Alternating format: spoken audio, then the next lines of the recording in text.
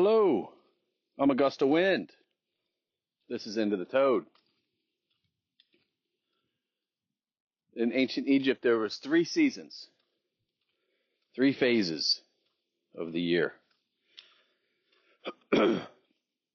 Inundation was the first. Just like everywhere else around us, every single thing around us,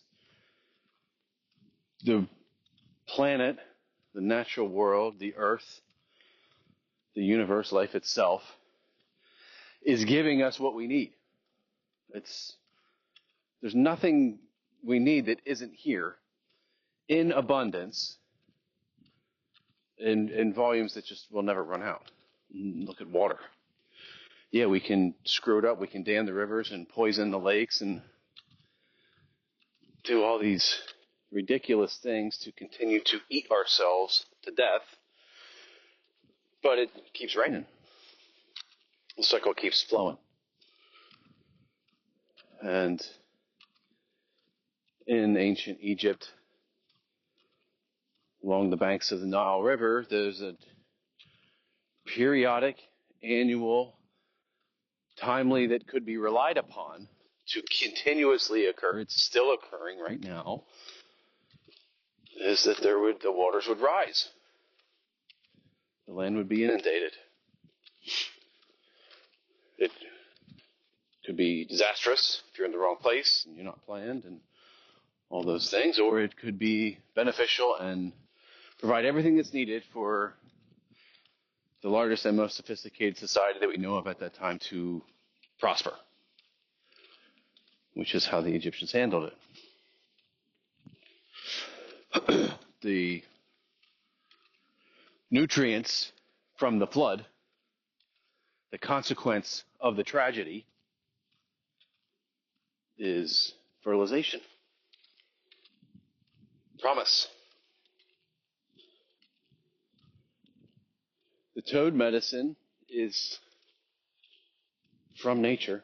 It's, of course, it's part of what everything is, packaged up in a concentrated form to nourish, to give us what we need to prosper. Inundation phase in the medicine is the most challenging. It's the most difficult. Is it the most frightening? I don't know. That depends on how you approach things. But for me, leading up to the moment of inundation was for a long time an extremely heavy cross to bear, voluntarily adding this weight to myself. For me, it was a little bit of a confusing time. The first time I didn't know what to expect, but I was terrified anyway, especially not knowing anything. The funny thing is I still don't know anything. I have no idea. If I have to go in tomorrow, I have no idea. I don't even have a sense of the format, the sensation, the dimensions. None of it ever makes any sense or gives you anything that you can come away with or that you can expect. It's infinite, Eric says. And it is. And there's nothing linear about it. There's nothing temporal about it. There's nothing dimensional. There's no up and there's no down. And you're in it. You're in that place. You're inundated by it. So even that terror and fear, the first time the unknown, entering the unknown, is always where fear hides. Always. But the unknown is where all the treasures lie. So you can't get one without the other. You can't have the flood without the nourishment. You can't be inundated without being given an opportunity to prosper. There's species of trees that only propagate after a forest fire. There's a lot of plants. That's how they survive. Wait for everything to burn down, and then they sprout up in the new void. So that first time was, always thought, and I would say for years that was the most scared I'd ever been, for a variety of reasons. What was going on in my life, so much confusion and fear in general, and never knowing up until that point that what fear was. I was still zoomed all the way in. I did not understand anything about anything. I was just confused, kicked around by the waves and the wind of the storm that I'm in, that's place that I emerged into that I didn't understand, and I'm in this structure of humanity that I still don't understand. The humans themselves I don't understand. We're so different, and there's no normal. There's no objective. It's just this ebbing and flowing of humanity, like the floods of the Nile River. So lost and confused and terrified and desperate, thinking, late 40s, life's over, all the opportunities are gone. There's end of the road type thing. And managed to face it anyway, and the toad showed me that none of that's real, none of that's true. The whole thing's a joke. I'm the punchline. Well, I'm not supposed to be anything anyway. Yeah, I'm nothing. That's okay. I am exactly what I'm supposed to be. I never was supposed to be anything, especially according to some metrics that are made up by some group with some unknown motivation and whatever. The whole thing is laughable. I have no part in any of it, and I don't care. It's carry on without me. Issue your trophies and awards. I couldn't care less. That's a relief. That's joy. That's relaxation. My first emergence from the inundation. And now it's still a terrifying prospect to go into the unknown, because it's still unknown. It's still a void. I have recollections of the trips I've taken into the medicine. They are almost universally battles within myself, realizations about myself, fears that I am facing. Had my spine snapped in half from the force of the medicine while I'm aware of it, slowly happening with great force. And then it happens, and I am dying, and I'm paralyzed, and then I'm dead. And then I emerge, and I'm back. Different, looser, empty, light. Oh, that's what death is. Oh, wow. What kind of nourishment can you get out of that? It's bottomless. It's limitless. Like me, like everything. There's no limits. There's no dimensions. There's no roof. Everything's so big, we pretend to have numbers and words for it. I love looking at astronomy and how they're just the measures of distance. A light year. What? The fastest thing imaginable. There's something that's so fast that nothing else can be faster. Going full speed for a year is one. And how far away are these things? 10, 20, 100? No.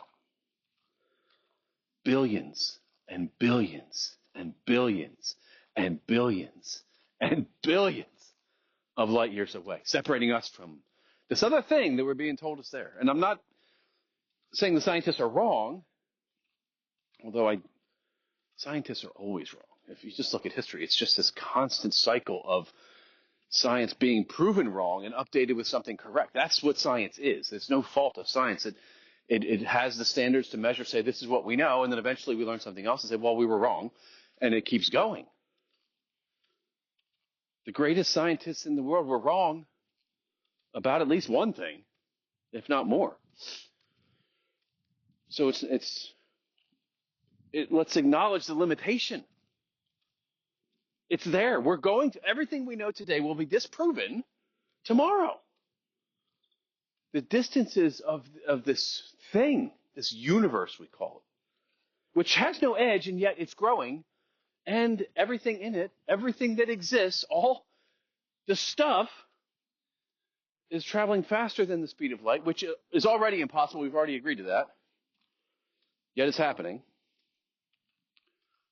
And to what? It's expanding. Well, then what's outside of it? Right now, if it's expanding, then there's an edge. Well, there isn't. We can't find it. Well, there has to be one. It's expanding.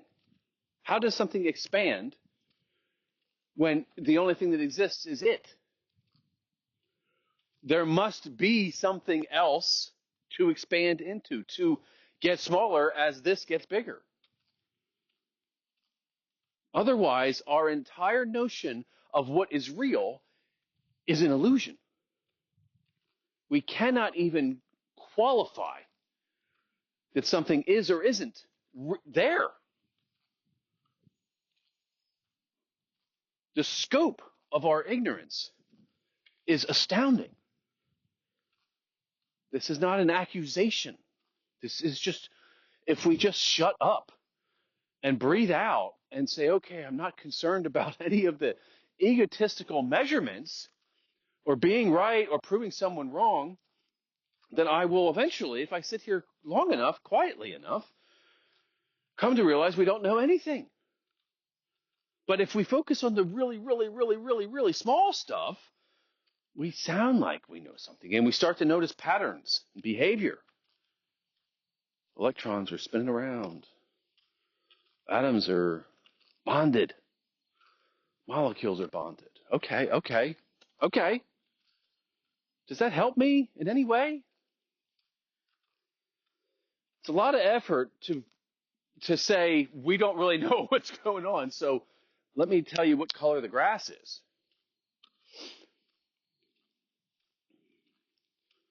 We focus on the most important. We will never get to the least important until we get an answer. We don't have an answer, and my theory is if we just all focus on what's most important long enough, we will come to realize we are not supposed to get an answer. We're already going in the wrong direction, trying to understand, trying to explain.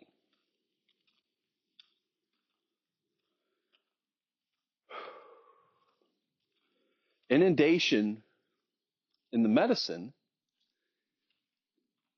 forces that upon you in stages, in leaps and bounds, in progression.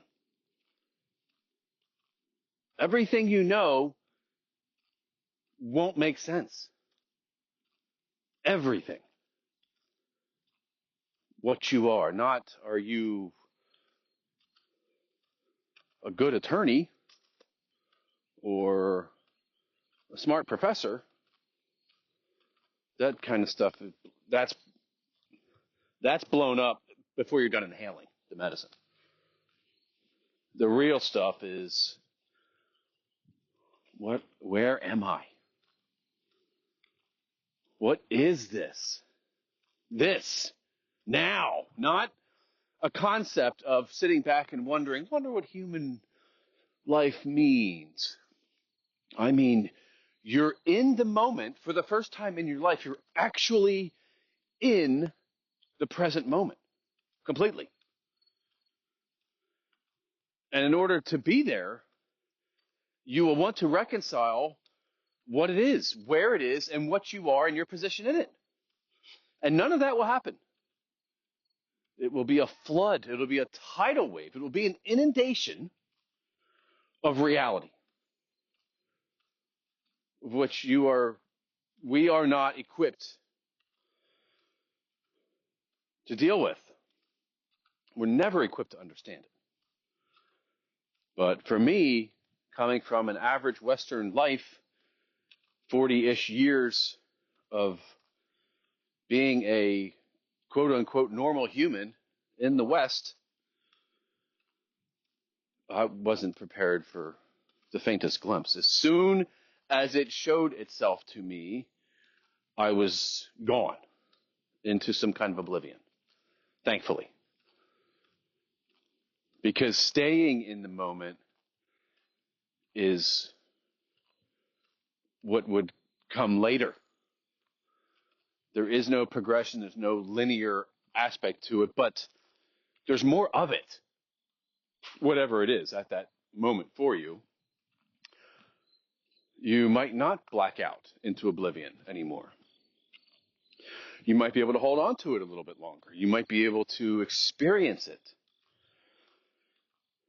And that, if your path is anything like mine, then that will lead you into insanity. Your mind will have to come to terms with reality, which is not possible with your thinking mind. Your thoughts and your words, they cannot survive this introduction. It cannot happen. So whatever it takes to kill them is the path. And I mean literally kill them, destroy them, execute them. Sometimes in vivid detail, like having your spine snapped, or, I mean, my friends have all kinds of being stabbed, having your head chopped off, being set on fire at a stake. You experience these things in their moments. You're not watching a movie. No one's telling you a story about it. You're in it. You are dying, which means you're freaking out. Utter panic. And eventually the panic is acknowledged, identified. Because you keep dying and the panic keeps happening, and yet not only do you survive it stronger than you ever thought possible. When you come back and the entire illusion system is dismantled and laying in pieces, it's quickly starting to reassemble itself. That's going to happen. But in that moment, whether it's a one breath or 6 months, you're liberated. You're liberated, and you are prepared for the second season, for the next phase, for what the ancient Egyptians called emergence. Emergence is by far the most fun of the phases. If you live in the U.S. in a temporal climate and you have springtime, and that's your most enjoyable phase because everything's coming alive and the weather's warming up and the sun is getting hotter and there's promise and there's singing and dancing and it's all coming back from the cold winter. That's kind of what emergence is like, except a lot better. I guess in ancient Egypt, it was the land re-emerging from the inundation, from the water. And the water had laid silt upon all of it, fertilized it perfectly, prepared the soil to provide everything that the largest, most complex society on earth needed in abundance, so much more than it needed that it was able to trade it and sell it and build other civilizations tangentially. In the medicine, the emergence, the best part is you open your eyes. Maybe they were open, but they're starting to work in this dimension again. You can see around you. For me, this is usually in Colorado or Mexico. So I am usually starting to see that. How do you describe the blue sky in Colorado? I don't know. I know it's my favorite color. I don't know what it is. Higher elevation, thinner atmosphere, whatever. I'm sure science can explain it to me with Latin phrases that I do not care about. It is like getting your eyeballs massaged. It's like looking at a color that has a sense of humor. It's just beauty and joy and promise and electrified potential. It's all yours. You're ready to go. That's as you start processing it. And in Mexico, it's the jungle, which also has the blue sky because we do the ceremonies under the open sky, but the tendrils of the jungle reach into it. So it's not full view, but you have these sharp green, a million different greens and these shapes reaching in from the canopy into that opening. And it's just as amazing. Sometimes the emergence is coming from trauma. Sometimes you're in that dying mode, maybe even still struggling, maybe still holding on, and the medicine releases you, and you come back into this realm and you start to see this world again, and you're so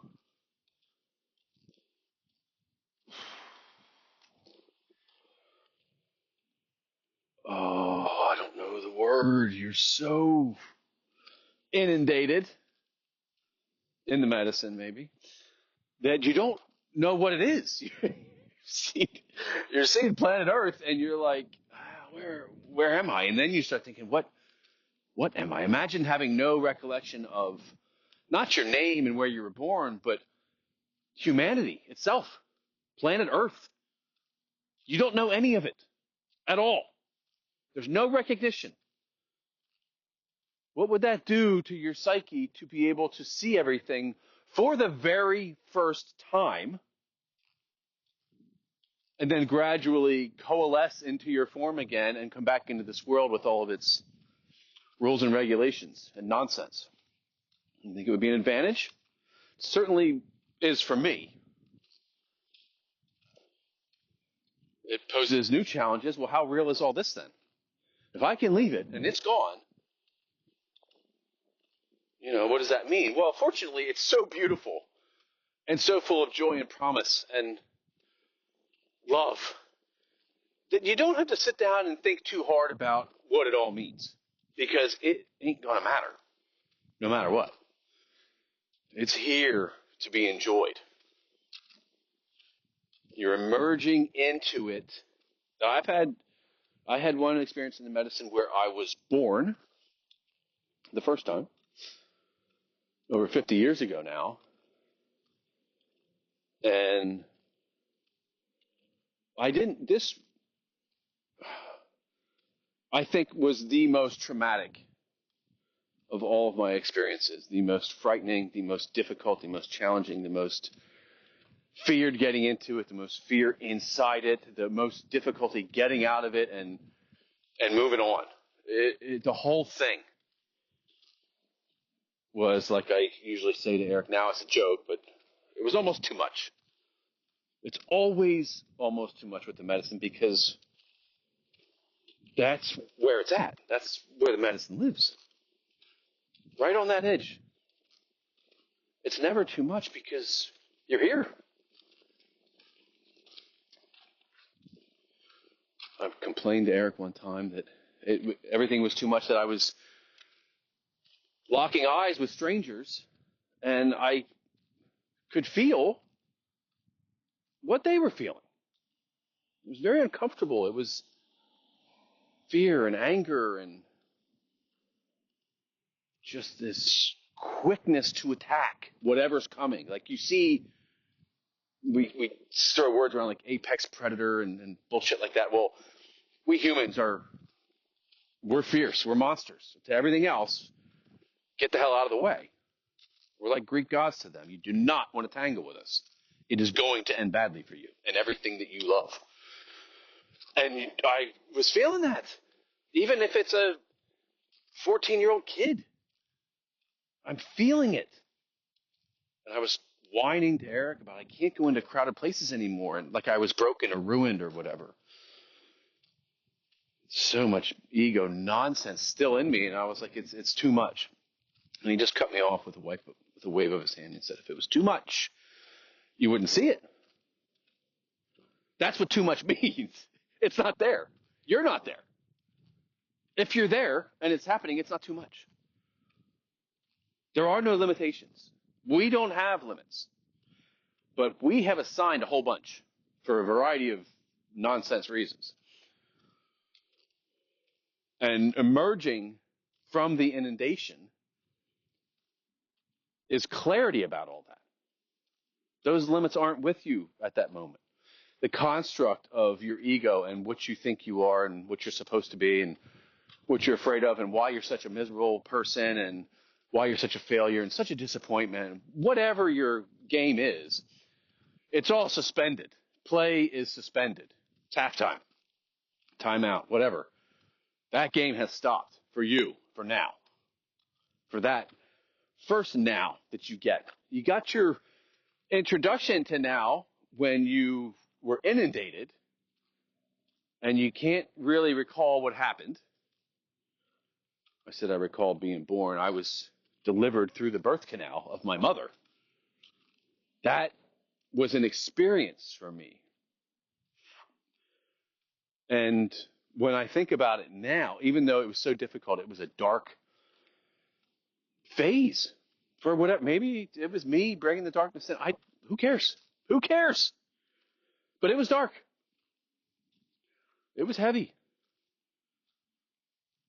And it took months to realize what I had experienced. Months.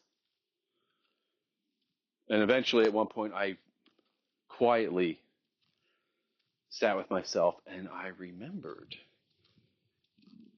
that the last part of that experience was hearing the first sound I would hear as a human being. And it was the voice of my mother. And it was just this blessing. Welcome to the world, young man. You are loved. And you are perfect. And right about that time, before I had to go into that darkness and experience that, my mother had passed. And I'm sure that played some role in this. And then there was months of simmering before I realized the experience. And then I realized it, and then I heard her voice, and then I went to my brother's house, and we had to finish going through all of her things. And someone had found tucked away in the attic a baby book that my mom created for me without ever telling me. I never knew about it before. I don't think anyone ever did in our family. Every day, she would make an entry about my life from the beginning. There was a comet approaching the night I was born, and it was this, she wrote it down, Great Expectations. And I'm sure she was nervous about telling me or anyone else because she didn't want to assign that responsibility to me, thinking, what if it is great? Well, guess what? It is. It was. And so is yours. It's all great. Everybody comes in on a comet, probably. I know Mark Twain came in on Halley's Comet and went out the next time it came by the Earth. I can believe there's something to that now because I know no one can prove to me there isn't. I don't need to see your microscope and your classification of all the Latin terms that you've indexed to prove to me that that can't happen. You don't know it can't happen. And you'll be a better person if you acknowledge that.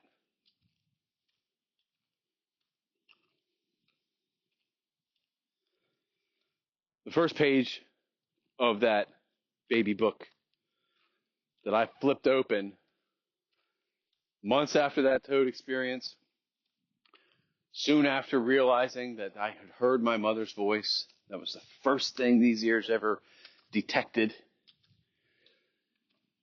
And I got that book and I opened it up, and the first page and the first words were "Welcome home." And I started crying. I mean, I miss my mom. I still do. I wasn't crying because of that. I was crying because when I came out of that toad experience, Eric was standing over me and the light was behind his head. So it was an extremely bright Colorado sun. You can't really look at it normally, but he was blocking it for me so I could see his silhouette. I could see his eyes glowing in that silhouette, and I could see that beautiful blue surrounding him. And he smiled and he said, "Welcome home." And you think there's nothing to this. Every time you try to tell yourself that this life isn't magic, smack yourself in the face and shut the fuck up. It's all magic, and it's all around you, and it's right here, and it's right now. Believe it, accept it, enjoy it, because it's all designed for your pleasure.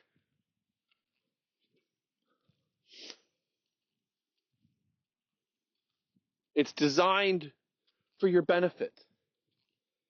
Like the flooding of the Nile River. It's inundated. Death, destruction, drowning. The land emerges. It's fertilized. It's propagated. It's prepped. It's ready to nourish. Which leads us to the third season, which is the third phase also of the toad, the harvest. The harvest is a lot of fun. It can't be as fun as the emergence, because that clarity and that beauty and that pleasure and just oozing through every cell of your body cannot be topped by anything, ever.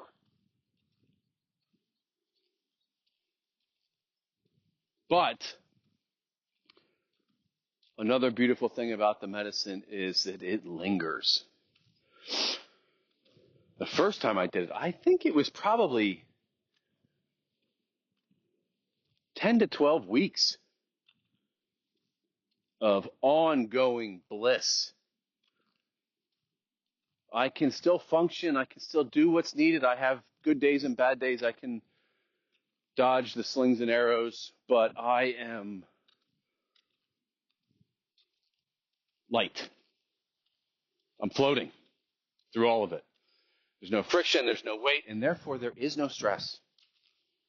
There's difficulty, there's maneuvering, there's concern, but there's not the weight. You watch people walking. They're carrying a weight. It's so obvious. And we would say that's not true. There is no weight, and that's just the thoughts and blah, blah, blah, blah, blah. I'm not interested. It's a physical weight, and their spine hunches. Their shoulders droop. Their skin sags. Their feet drag. They're overloaded. You emerge, there's no baggage. You can't survive the journey, so you're free. You have empty bags. You can fill them up pretty quick if you want. Most of us do. It's okay. But that is one of the options in the harvest. What are you going to do with this? After my first time doing the medicine, it was a weekend thing for me, 2 days in a row, and then leaving that next day and not wanting to let go of Eric's hand. He had changed my life. I attributed it to him. Now it's the medicine, and that's not even true. It's just me. it's just perfect old me living this life of adventure. This was always drawn out to be this way. And it's wonderful to be at this phase, which is getting close to the end probably of my life here. That's why all the the things have to happen. Run out of time, maybe. Whatever, I don't care. But I didn't want to let go of that man. I didn't want to lose his connection, and I didn't want to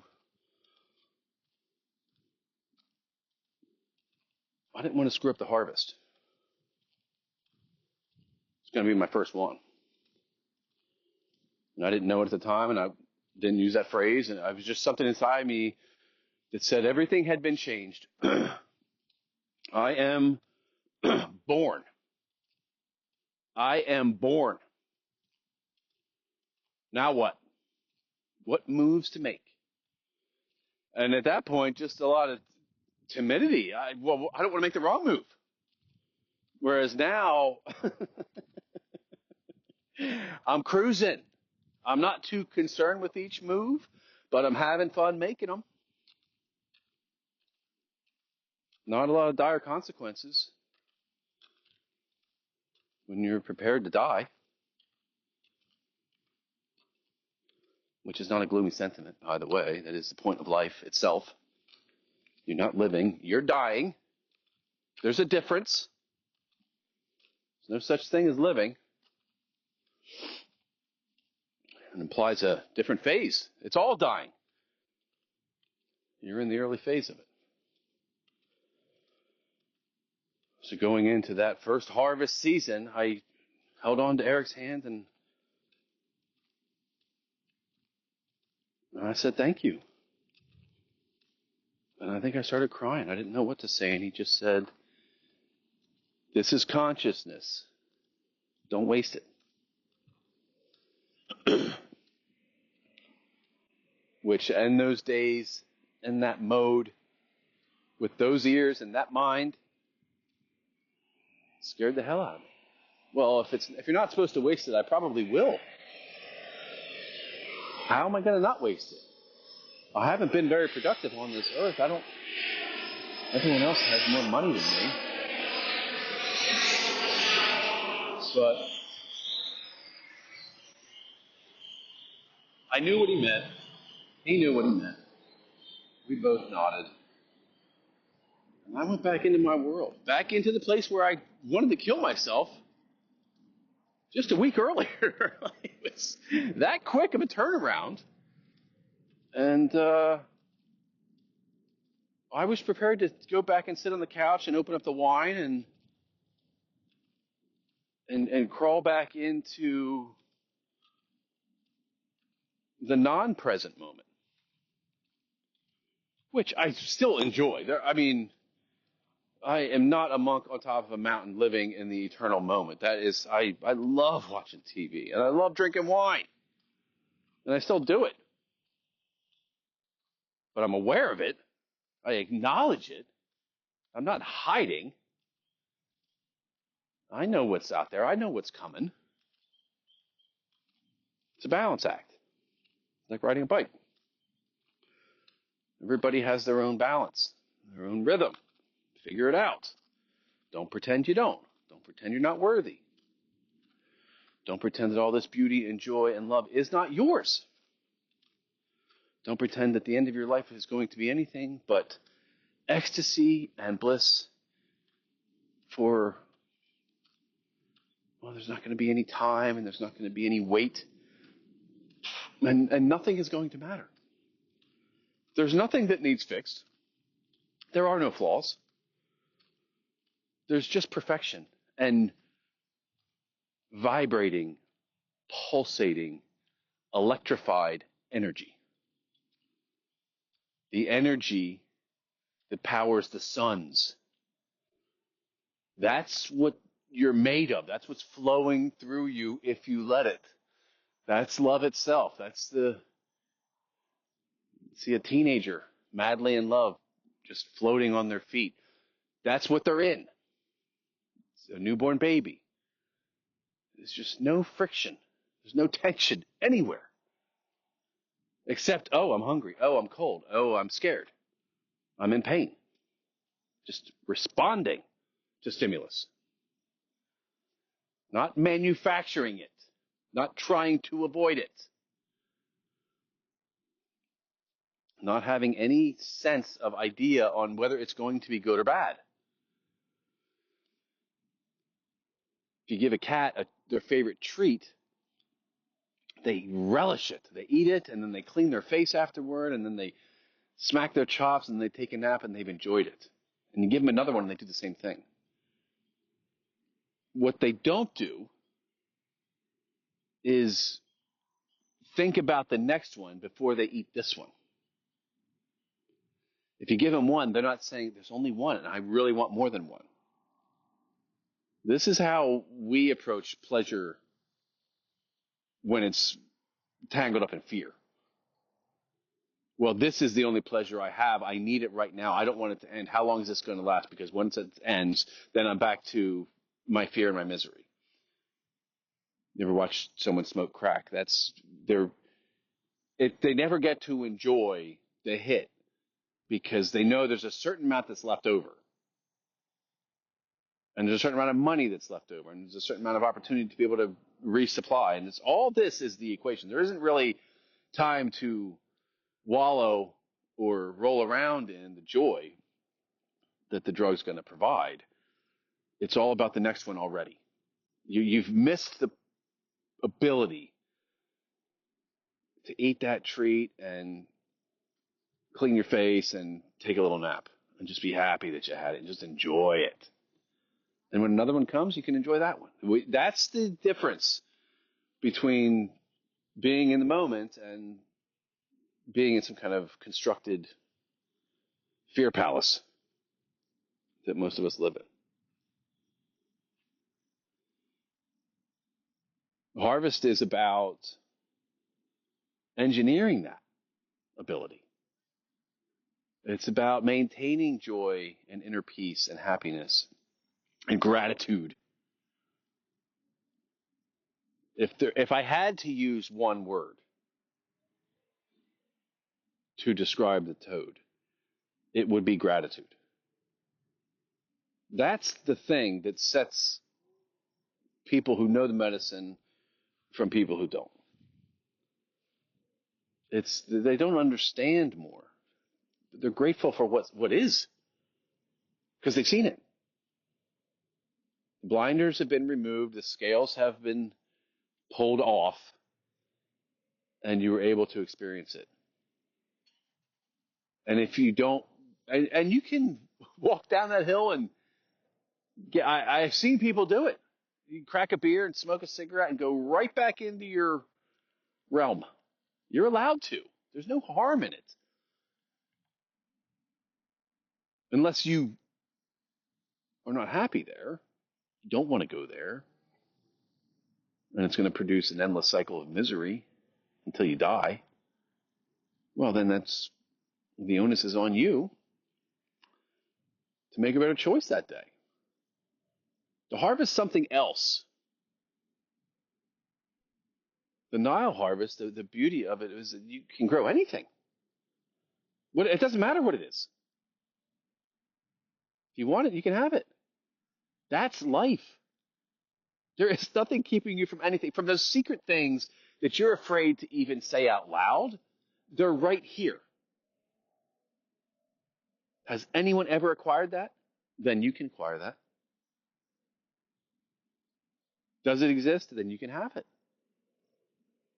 It's not even complicated. The only complication is the fog that you put between it and you. The limitations. I can't have that. I can only have this. There's no difference. It's harvest season. Everything's growing. Everything.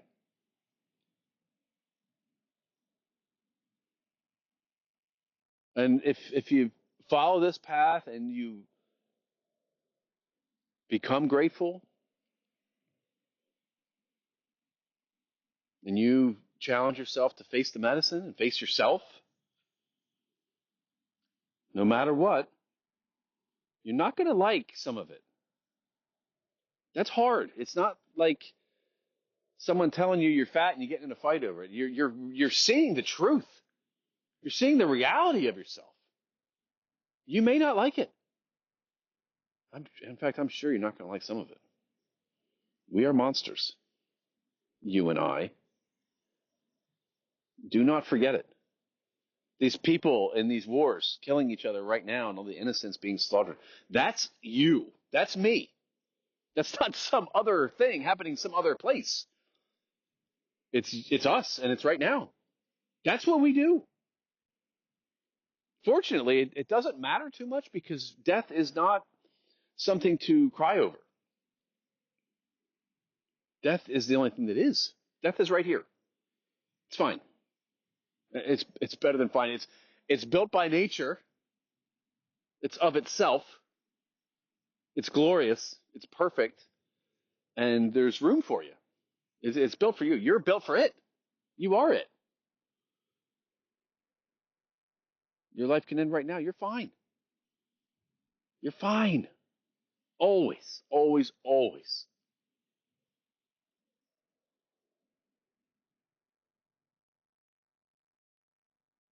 And if you go down that road, then you'll live in harvest season.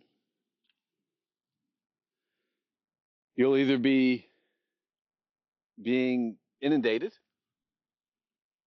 which won't make any sense and will most likely be unpleasant. It's medicine. It's not a toy. It does make you feel good, gives you opportunity for joy and happiness, but it's not for free.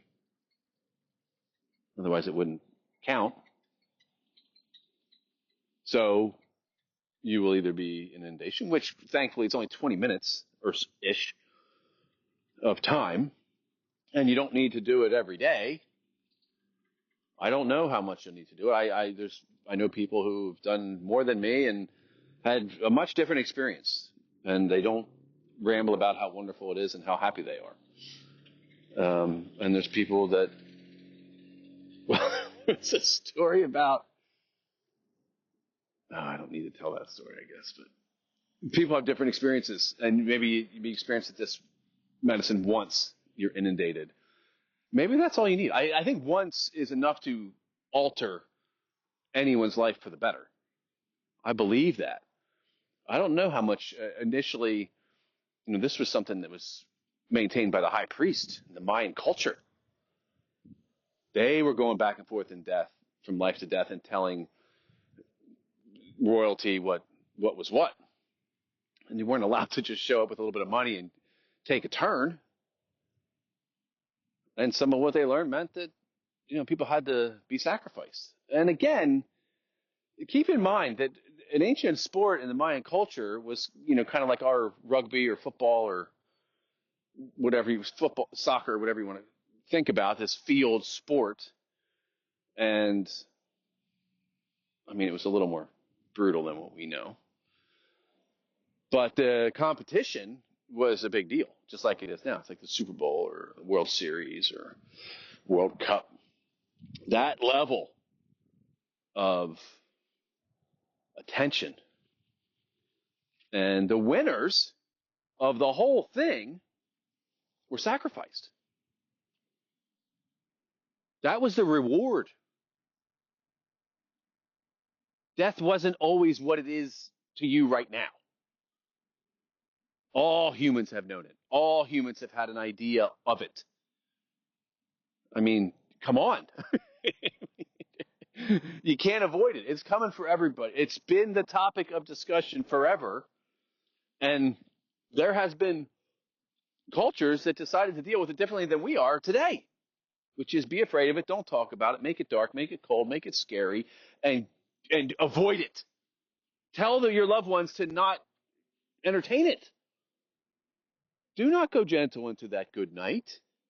Run away from it, as if there's anywhere to run.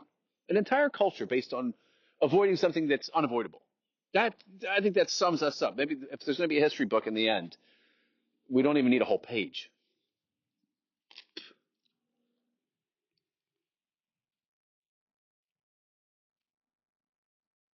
With that perspective, what else is there to do but have fun? Stir it up. Make some noise. Make some mischief. Entertain some people. Blow some minds. Witness some beauty. Let yourself witness the beauty. There are humans that are so beautiful that they will take your breath away. You can let that happen. They are real. That's okay. Accepting the beauty, for me, is the hardest thing so far. And I think I've been down some hard roads. But so far, this is my last experience with the toad, which was 5 months ago, 4 or 5 months ago now, was begging to accept it, praying to God that I can accept it, that I have the courage and the strength to accept the beauty of this world. And I have a very selfish reason for doing that. I'm not trying to be some noble whatever. I don't care what you think about me at all. It doesn't concern me anymore. I want to feel good. And during emergence, when you have clarity and the beauty of the world is flowing through your veins, you are in bliss. You are, in my opinion, the pinnacle of human bliss. It's all the joy and pleasure you can take. It's almost too much. Can you let yourself have that all the time? Is that appropriate? Is that okay? You probably have a list of reasons of why you're not allowed to feel that good in certain times. It's disrespectful. It's not appropriate. It's unprofessional. Whatever the words are, you can keep using them. Whatever the scenario, and when you're at a funeral, you're not allowed to feel good. I don't care. That's what I'm dealing with. I know I deserve it. I know it's me. I know it's my natural state. I'm a volcano of joy. I'm a capybara of humans. It's my lot in life. It's my birthright to feel that joy undisturbed for the rest of my days. So I don't really have any objectives in life or goals, but that is as close as I can come. And I don't know how it'll come about. I know I have moments of it. I can engineer myself into it sometimes with breath work or extreme climates in a ice bath or a steam room.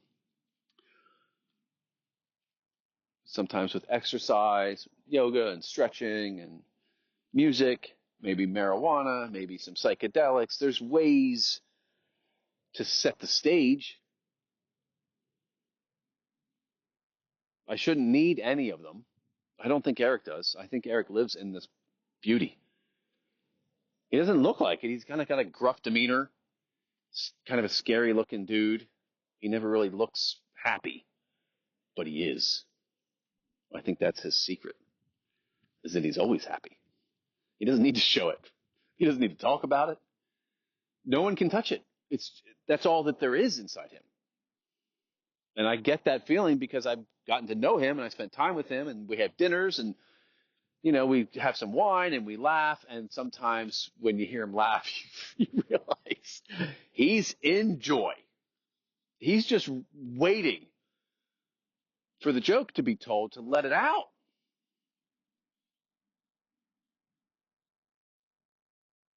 And that's for all of us.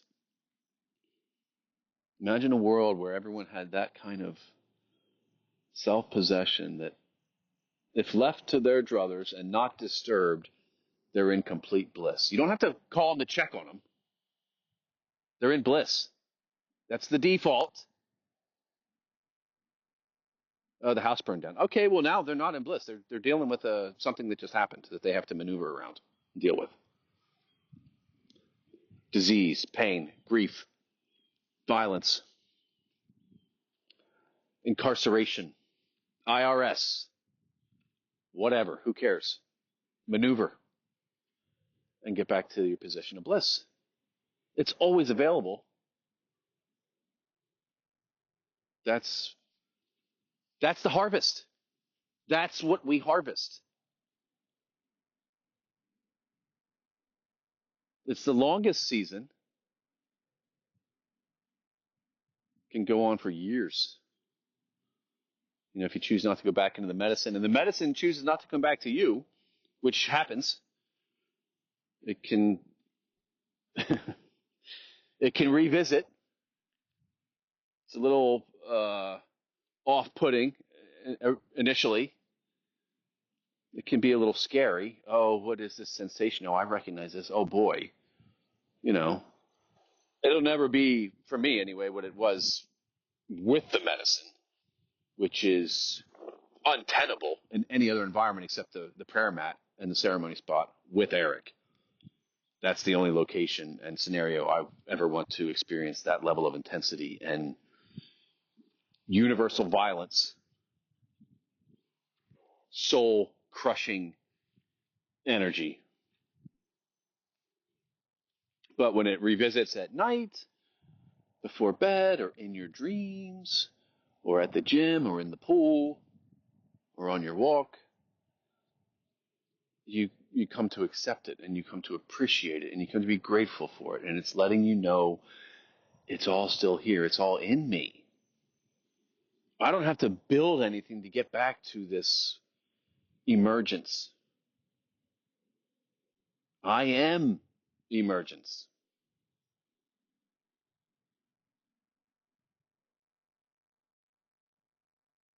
But I'm in the harvest, and I have to nourish myself and those I love.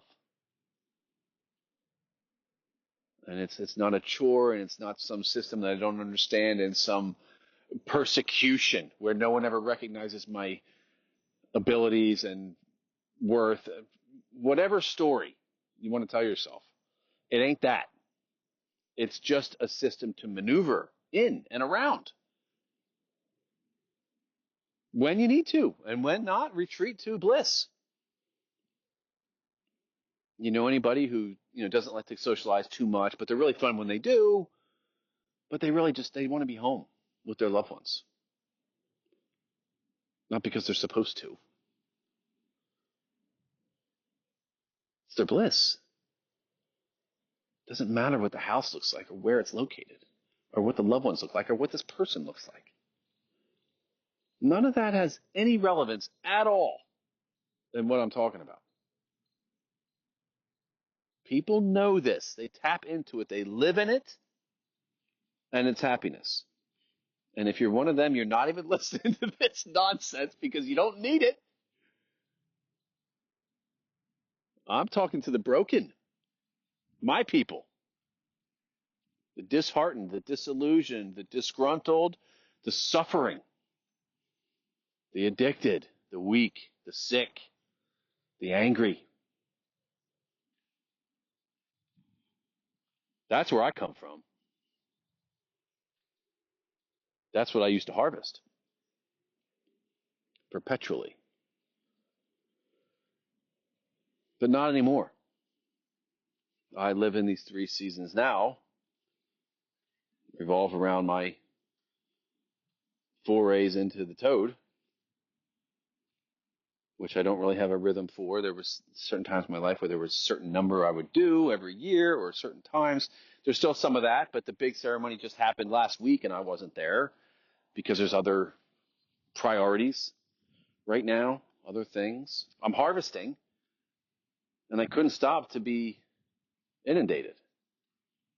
I'm in the middle of a harvest. I'm harvesting big things. So I don't know. But it's always available. Even though I don't know what it is, how it works, or what it actually does. I'm fortunate enough to know where it is. And I can start the cycle all over again. But for right now, the harvest is fruitful. And uncertain. How much joy will I have today? I don't know. Maybe something really terrible will happen. Let's find out. I don't need to anticipate. I don't need to prepare. I'm just rolling. And that's my best method for harvest right now is kind of roll with it. And it's working.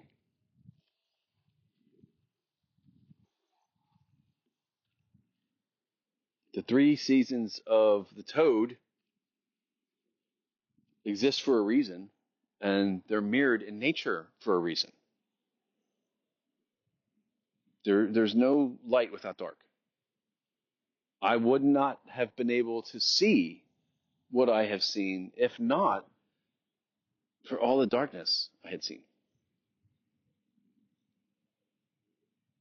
They're both the same thing, like life and death. They're not different. They can't exist without each other. They're just the same thing, and they're both fine. Finding your spot can take some doing, but you have to see yourself first. That's the hard part. What are you really? What are you really afraid of? What do you really want? Are you a selfish person? Are you an angry person? Are you a greedy person? Don't say what you're supposed to say. Don't say anything. Just go find out and go from there. It's worth it.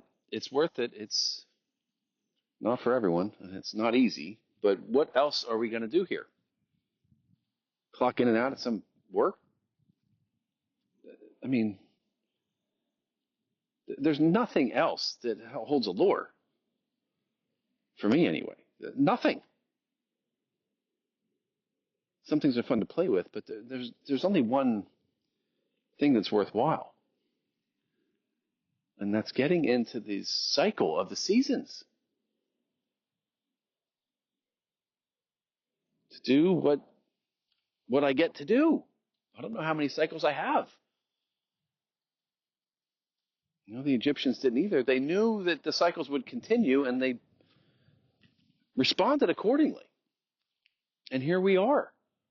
Most of us don't even recognize the seasons. The climate control, and we're so disconnected that I think just the natural cycle of things is enough to provide some clarity about what this life actually is. Because if you're not looking at it from the perspective of death, you're not going to get anywhere.